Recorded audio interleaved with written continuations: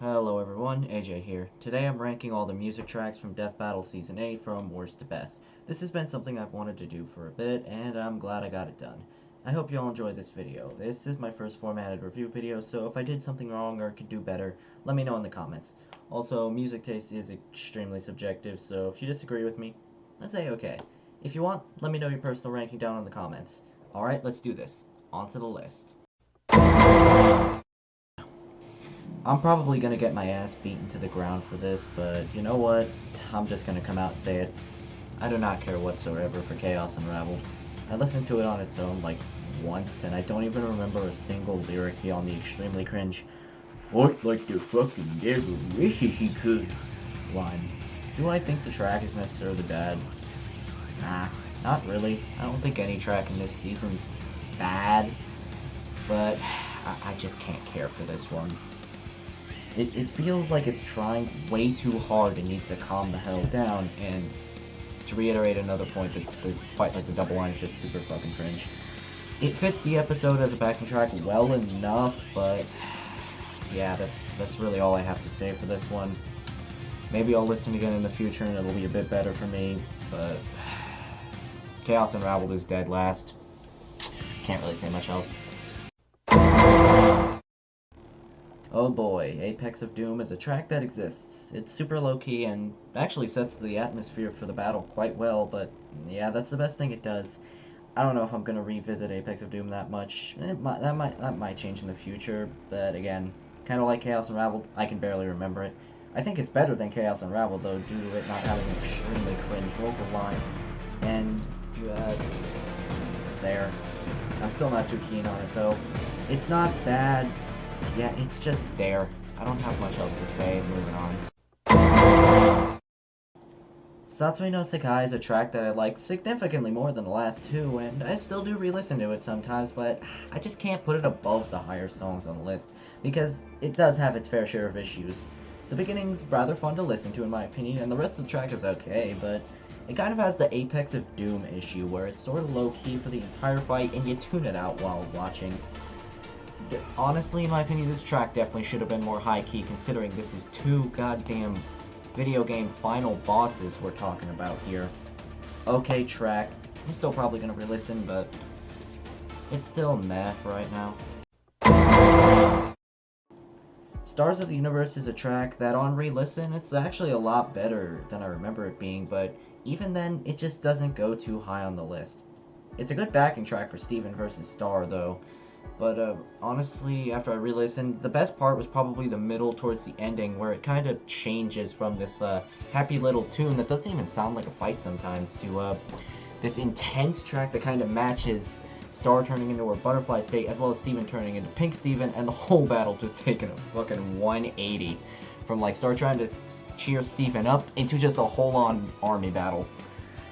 Yeah, that's about it, honestly. I think it serves better as a backing track for Steven vs. Star rather than being on its own, though. Yeah. Kings of Iron is certainly an interesting track when it comes to how I feel about it. I think it's an alright track that's almost infinitely better than the ones before it, but it does still fall short when it comes to the higher tracks on the list. Besides that, though, Kings of Iron, despite being the second shortest track of the season, really delivers that feel you'd want from a fighting game. It has that techno beat to it that you'd most likely find in a Tekken or a King of Fighters game that's like a background track or something. It almost sounds like something you'd hear at an arcade, if that makes any sense at all. I've re-listened a couple times, and honestly, the track is a good one. In terms of the job it does well as a backing track as well as an individual listen. I'd say it works a little better as a backing track, though. I'm probably going to listen to it again sometime in the future to get a more accurate opinion, but as I stand right now, Kings of Iron is definitely a good track, and I can definitely see how some people would find it one to re-listen to for a long time. Hell, even a couple people on the subreddit think it's their favorite track, and I think that's a fair opinion considering it is a banger. Honestly though, Final Breath is a banger track that upon re-listening to it, like Stars of the Universe, is a lot better than I initially remember it being. I re-listen to it every now and again. It's a fun experience whenever I do. Do I think it's better in the fight or on its own? I don't know, honestly. I need to rewatch Link vs. Cloud for the Season 8 ranking as well as have another listen to it on its own so I can get a better read about how I feel about this track so far. I do consider it a banger, however, just not in the top 10, above Kings of Iron and all the other tracks, though. Man, I don't have much to say about it other than the beginning's good, the middle is decent, and the ending is the best part by a landslide. Although this did kind of spoil the outcome for some people, or it did make people start predicting that Cloud would win, because it does feel kind of Final Fantasy or Cloud-centric, but honestly, that doesn't really impact how I feel about it. Yeah, track's not bad. But I'm moving on to the top 10 now, and that's where shit starts to get good. Despite the shitstorm that came with the announcement of Korra vs. Storm, I'm super happy that the first good Avatar episode got this great of a track, goddamn. Weather the Elements is an awesome track that gets the Avatar feeling down to a point. It kind of has this mystic type feeling to it. It almost feels like it could be inserted into part of an Avatar series, either Last Airbender or Legend of Korra, and I don't think anyone would notice because it blends in so well because of that spiritual feel, if you think about it. Surprisingly, this is the second longest track of the season, and honestly, that's awesome, considering I love listening to this. This track probably works equally well in both situations, so as a backing track as well as its own thing, it makes the experience nice, whether you're watching Korra get fucking headshotted, or just want a calm, relaxing experience with a bit of action and hype to it. I just like this track, and that's really all I've got to say about it besides the points I just gave. Yeah, Weather the Elements is fucking number 10. Good reason, too. In all honesty, I can say that I like Dragons and Dumplings just a lot. It encapsulates the Kung Fu Panda feel as well as a general Chinese martial arts perspective, I think.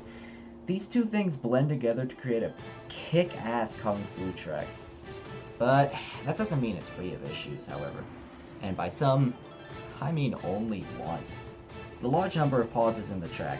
Those were placed there for comedic moments, which definitely works when it comes to the fight itself because of the whole whooshy fingerhold segment. But when listening to it on its own, it kinda gets in the way because you're listening to the awesome staff fight part, and then it just stops because of the comedic moments. Yeah, besides that, I love Dragons and Dumplings. It's a banger that delivers in every segment besides the one I just mentioned, the whole whooshy fingerhold bit. Honestly, my favorite part is probably the beginning or the staff fight. I also appreciate the ending, but it's there. I still find it good, though. This track is still a joy to listen to, though, and I'd come back to it a lot. I just love it. Honestly, Balderdash is an awesome track, and it fits the silliness of a match like Saitama vs. Popeye very well. Can't lie, it definitely feels more Saitama in the serious segments, but it's more Popeye sounding in the sprite section of the fight. Speaking of, actually, fun fact, I did spoil myself for the sprite section of the fight because I listened to the track to get a feel for it before the match actually came out. And because of listening to the pixel part of it, I predicted that it would change to sprites, and I ended up being right when the episode dropped. Anyway, back to the track itself. Honestly, favorite part is definitely the ending to the track. Because before that, it pauses and kind of lets you have an emotional bit that really gives you the feeling that Saitama's having fun again. He's having his first good fight in years. It makes that part hit 10 times harder. And then, yeah. And of course, after they both have their final clash, the ending ramps back up for that final banger part. It ramps it up to 100. Fun track as well as an emotional ending. Balderdash, it did its job amazingly, honestly. But let me say one more thing. Backing tracks are a special thing for Death Battle, because if you didn't have shit like Balderdash, Hearts of Light, etc., the parts of the fights that really kind of got carried by them, basically Mickey's I Can Try as well as Saitama having a good fight, they just wouldn't hit the same if they didn't have that emotional background music to it. If you didn't have background tracks or didn't have them at all, it just reduces the impact a fight has, and that's something that really wouldn't make Death Battle feel the same. So honestly, I give my full thanks to Brandon, Theirwolf, and the other track creators that put everything they have into these. That's all for this segment. I'm moving on now. I can already hear Biffweed knocking on my door. Biff, I'm begging you, please do not nuke me. I have a wife and 2 children. No, I'm just kidding. Don't worry, don't worry. Okay, on to the actual track, though, back on topic. Hearts of Light is just... it's so emotional. Like, you get what I'm saying. But I would be lying if I said most of the reason, like 70 to 75% why I like this track is the ending. I can't blame myself, I don't think. That shit is soul-touching. I'm not selling the rest of the track short, though, because it does hold up well. Hearts of Light gets down the feel of both Star Wars as well as Kingdom Hearts. And like with Weather the Elements, it feels like it could be put into either series, and someone would think it's like the OST from that series. Because it just does well for it. Okay, besides that, the beginning's pretty good. The middle is also alright, yeah. But the ending. Oh my god, the ending. The ending is just, it's one of the best endings I've ever heard to a death battle track. Honestly, before that, it does a phenomenal build-up, though, like, yeah, fucking, I don't really have much to say besides the ending hits you hard. Like, it gets down the emotion well because of Mickey's comeback. Yoda pushing him back, you know, and, like, Mickey saying, I can try! Sorry for the bad Mickey impression, but it is what it is. Honestly, it complements the fight better and makes the ending more hard-hitting. Like I said in the Balderdash section of this, if we didn't have backing tracks like this, these moments wouldn't hit nearly as hard. Anyway, yeah, this is probably one of the tracks I listen to the most. And for good reason, too. I'm not gonna get bored of this anytime soon, goddamn. Honestly, I cannot help but love Oh Yeah, despite the extremely mixed reception as well as the drama that was created from the episode it comes from. There's something about it, it's just so upbeat and jovial that every time I listen to it, it comes on in my mix, I just smile and start to dance a little. Honestly, I'm a fan of the very beginning because it sounds fun. Kind of like something you'd hear at a surprise birthday party, if that makes any sense at all. Too bad this track is short, just like the fight, because honestly, I'd be down to get a full 3 or 4 minute rendition of this track. Not gonna lie, the middle and somewhat near the end segments were a bit low-key sometimes, but it picked back up and finished honestly, and it's great still. One last thing, however, if I'm correct, hearing Randy's theme at the end, despite not really watching any WWE or hearing it, was a nice touch that I think gave a lot of people the impression that Randy won. Only for the opposite to happen. Oh boy, talk about a letdown. Yeah, besides that, I don't really have any major issues with this track. I just think it's fun, all things considered. A great track for an awesome fight, despite how short it was.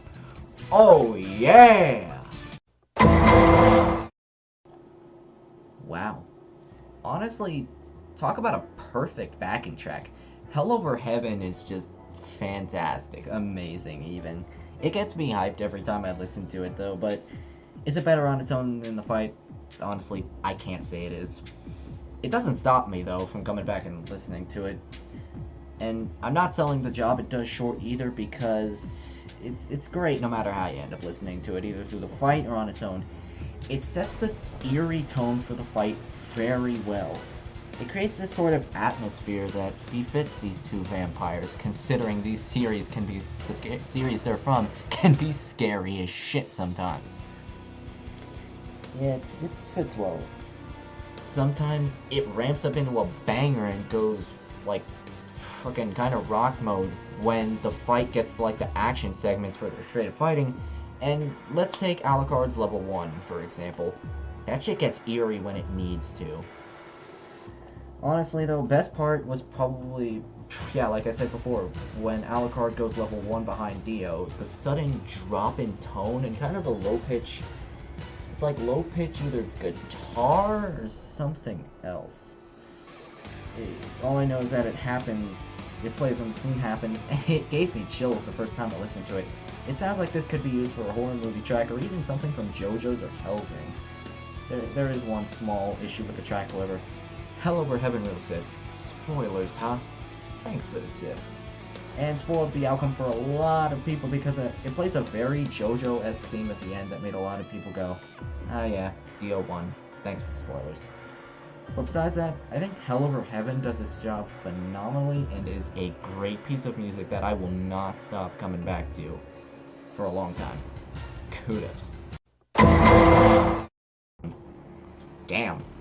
Thunder Shroud is straight up heat. God damn. Although sadly, it's a shame how the worst episode, in my opinion, of course, of Season 8 has one of the best tracks of this series, in my opinion. Ignoring the episode, though, Thunder Shroud is a complete banger, and that's a fact, honestly. It combines Ruby and Attack on Titan surprisingly well. I don't think there's a dull moment in this track at all. It stays high energy and never really goes completely monotone until the complete end of the track. Even then, the instrumental is still great. Sadly, I've never really watched any episode of Ruby, and I'm only up to Attack on Titan, I think episode 9 or 10 of Season 1.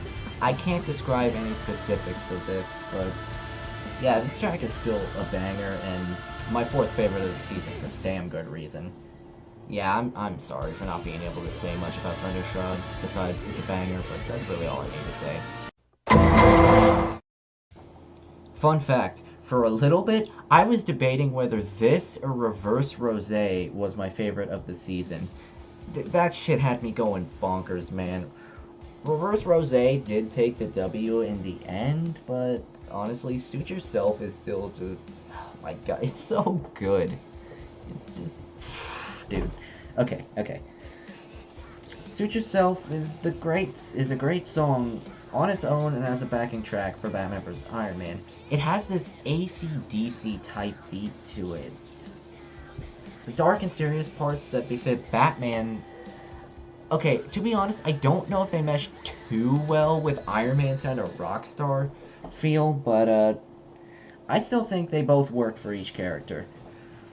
The lyrics are great. They make my ears go brrrr every time I hear them because they're fire, not gonna lie. Also, that line might have been extremely cringe. I'm sorry for that. This song is not free of flaws, though. The beginning is silent for like 10 or 15 seconds because I think the background version of the track got uploaded to YouTube instead of the actual version. If that's not the case, then I don't know what happened. Also, this track just feels like a Batman diss track sometimes. Yeah, in the song it just feels like Batman diss track. It breaks a little immersion in it, but yeah, honestly, compared to the absolute banger that the rest of this is, that's minor. All in all, Suit Yourself is phenomenal. However, I've been listening to Thunder Shroud more, and now the new music battle is Thunder Shroud versus Suit Yourself, to see which is really worthy of number 3 of the season for me. So for all we know, this placement might change. Suit Yourself still holding that bronze medal, though. Love to see it, man. Holy shit, dude. The people who made Reverse Rosé did such an amazing job that I don't really know how to put it into words to describe. Besides that, Reverse Rosé is a god-tier track that provides basically everything you need for a good battle lyrical track. Fantastic lyrics, a banger instrumental, and from what I figured out from a person who commented on YouTube, a little bit of musical storytelling, if you can believe it. I saw the comment describing that the lyrics are going back in time, causing a repeat, but the changes are there because of the shifts in time, because of Goku Black and Reverse Flash trying to kill each other in reverse. Honestly, that's genius right there, and if that was intentional, hats off to Brandon for that one. Oh my god. Okay, back to the music. The best part's probably that it was me, Barry, Nimon, getting snuck in without being obnoxious. But it just makes it so good because It Was Me gets played as Quicksilver dies. So, now you know. Oh yeah, the entire reason Quicksilver died was because of Reverse Flash, and honestly that makes so much sense. Anyway, It Was Me, Barry sounds good. Yeah, I went over these points. S tier for that. Perfection visualized resembles the death of you. That's the best line in the song. The best line in the song right there. I don't have much else to say besides the track is just so good, and it's just freaking, what do I say here? There's a damn good reason why this track is number 2 for me, and it's just gonna stay there forever, no matter what happens.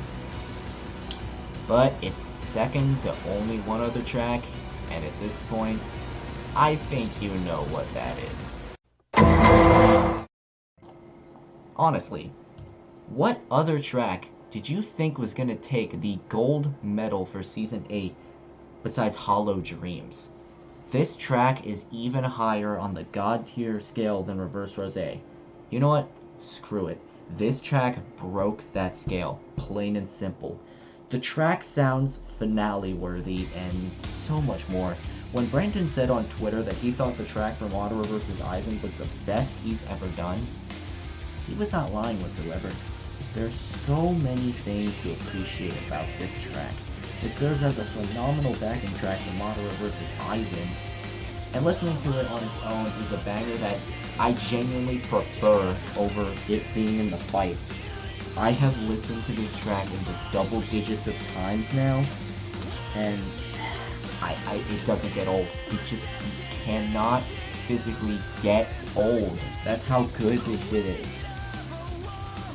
The lyrics fit the characters well, with friggin' Aizen having the whole line about his seeing believing that I'm the man who shapes reality, and Madara having the whole stealing the moon thing because of the infinite Tsukuyomi he pulled off in the series, I think. Because I haven't watched Naruto yet, though. I need to watch that in Bleach. Okay, back on topic, though. The guitar solo is probably one of my favorite parts of the fight, and yeah, that's it. There are absolutely zero issues that I have with Hollow Dreams, even on the absurd amount of re-listens. If you asked me to sing this track at like full volume, I would do so with zero hesitation, even if my singing voice sounds like a dying animal. I love this track to bits just that much. Also, I know I didn't say this about any of the other track arts, but honestly, I really like this. The Hogyoku with the, I believe that's the Sharingan, and the truth-seeking orbs inside of it, so with the little butterfly flying through. That's probably a Bleach thing. Yeah, that's it. I don't have much to say besides this is the best track of Season 8 in my opinion, and a lot of people hold that as well. Because, honestly, when I first listened to this shit, my god, it was just too good. Okay, back on the actual topic and finishing this up because this video might be getting a little long. Yeah, there's not much to say besides, shit's a banger, easily number 1, and it's not getting dethroned anytime soon. However, Reverse Rosé has come close, but that was in the early stages of me listening to Hollow Dreams, and I had already listened to Reverse Rosé a shitload, so, yeah, that's it. Hollow Dreams is number 1. That's it. Yep. And actually, one more thing. This is my favorite track in the entire series. Nothing has come close to Hollow Dreams yet. That's it, man. And that's all the Death Battle Season 8 tracks ranked from worst to best. I've been working on this alongside the Death Battle Season 8 episode ranking, so bear with me. I have things to do, but I'll try not to procrastinate any further and get the season ranking done. Besides that, I hope you enjoyed the video, and remember to like and subscribe. I'll try and upload more videos in the future, even if I have an inconsistent-ass schedule because of, like, school and the time it takes to make videos and stuff. Request ideas in the comments if you want. Also, I did make a Discord where y'all can talk about Death Battle or anything in general, so join that if you want to talk to me and other subscribers. Alright, that's it. It's the homie AJ, and I'm signing out. Goodbye.